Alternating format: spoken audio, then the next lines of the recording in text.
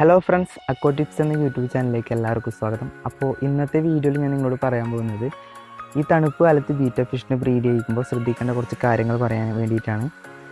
അപ്പോൾ നമ്മൾ ഒന്നാമതായി ശ്രദ്ധിക്കേണ്ട കാര്യം എന്താണെന്ന് വെച്ചാൽ, നമ്മൾ ബ്രീഡിങ് ചെയ്യാൻ ഉദ്ദേശിക്കുന്ന ടാങ്ക് ഒരിക്കലും പുറത്ത് സെറ്റ് ചെയ്യാതെ മാക്സിമം വീട്ടിൻ്റെ അകത്തും റൂമിലേക്ക് വെച്ച് ചെയ്യാൻ ശ്രമിക്കുക.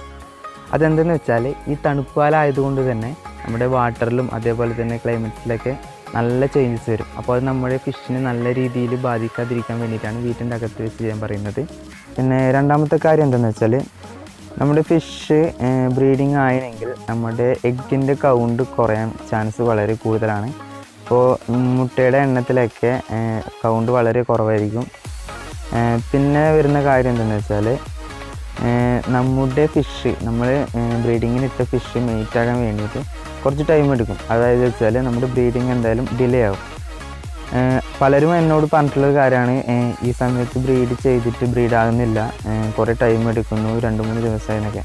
അപ്പോൾ അതിൻ്റേതായ ഒരു സമയത്ത് മാത്രമേ ഇത് ബ്രീഡിങ് നടക്കൂ. അപ്പോൾ അതിൻ്റെ ആ ഫിഷിന് വേണ്ട വെള്ളത്തിൻ്റെ ടെമ്പറേച്ചറും അതൊക്കെ അഡ്ജസ്റ്റ് ആയ രീതിയിൽ മാത്രമേ നമ്മുടെ ഫിഷ് എഗ്ഗില ചെയ്യൂ.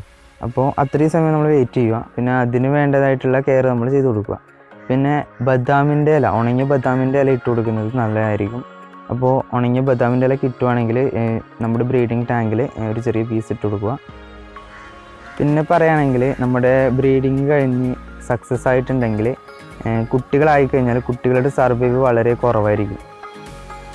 അപ്പോൾ ആ കുട്ടികൾക്ക് വേണ്ട കെയറിങ്ങും അതുപോലെ തന്നെ അതിന് വേണ്ട ഫുഡിങ്ങും എല്ലാം നല്ല രീതിയിൽ ചെയ്യാൻ ശ്രമിക്കുക. നല്ല കെയർ കൊടുക്കുക. എന്നിട്ട് മാക്സിമം വീട്ടിൻ്റെ അകത്ത് തന്നെ വെച്ച് ചെയ്യാൻ ശ്രമിക്കുക. പിന്നെ നമ്മുടെ വീട്ടിൻ്റെ റൂമിലൊക്കെ വെച്ച് ചെയ്യുന്നതായിരിക്കും ബെറ്റർ. പിന്നെ വീട്ടിൻ്റെ റൂമിലൊക്കെ ആണെങ്കിൽ നമ്മുടെ സാധാരണ ബൾബ് CFL LED ബൾബൊക്കെ ആണെങ്കിൽ അത് മാറ്റിയിട്ട് നല്ല 100 വോൾട്ടിൻ്റെ 60 വോൾട്ടിൻ്റെ ഒക്കെ ഫിലമെൻറ്റ് ബൾബ് കിട്ടും, അതൊക്കെ യൂസ് ചെയ്യുക. അപ്പോൾ നമ്മുടെ ടെമ്പറേച്ചർ അഡ്ജസ്റ്റായി നിന്നോളും. പക്ഷേ ഞാൻ ഈ വീഡിയോ ഇടാൻ വേണ്ടി കുറച്ച് ലേറ്റായിപ്പോയി. അപ്പോൾ ഇപ്പോഴും തണുപ്പുണ്ട്, രാവിലെ നല്ല തണുപ്പ്, ഉച്ചയാകുമ്പോഴേക്ക് നല്ല ചൂടാണ്. അപ്പോൾ നല്ല രീതിയിൽ ക്ലൈമറ്റ്സൊക്കെ നല്ല രീതിയിൽ ചേഞ്ച് ആയിട്ടുണ്ടാവും. അപ്പോൾ അതൊന്നും നമ്മുടെ ഫിഷിന് നല്ല രീതിയിൽ ഏൽക്കാത്ത രീതിയിൽ നമ്മൾ ചെയ്തു കൊടുക്കാൻ ശ്രമിക്കുക. പിന്നെ ഈ സമയത്ത് നമ്മുടെ ഫിഷിൻ്റെ വാട്ടറൊന്നും ഓവർ ചേഞ്ച് ചെയ്യാതിരിക്കുക. വെള്ളം ഓവർ മാറ്റേണ്ട ആവശ്യമൊന്നുമില്ല. അപ്പോൾ നിങ്ങൾക്ക് എന്തെങ്കിലും ഡൗട്ട്സ് ഉണ്ടെങ്കിൽ താഴെ കമൻറ്റ് ചെയ്താൽ മതി. ഞാനൊരു 2 ദിവസത്തിനുള്ളിൽ അതിന് റീപ്ലൈ അയച്ചോളും. അപ്പോൾ നിങ്ങൾക്ക് എൻ്റെ വീഡിയോ ഇഷ്ടപ്പെടുന്നതായിരുന്നു. ഇഷ്ടപ്പെട്ടെങ്കിൽ എൻ്റെ ചാനൽ സബ്സ്ക്രൈബ് ചെയ്യുക. പിന്നെ നിങ്ങളുടെ സപ്പോർട്ട് വേണം. അപ്പോൾ അടുത്തൊരു നല്ല വീഡിയോയിൽ കാണുന്നത്. ബൈ.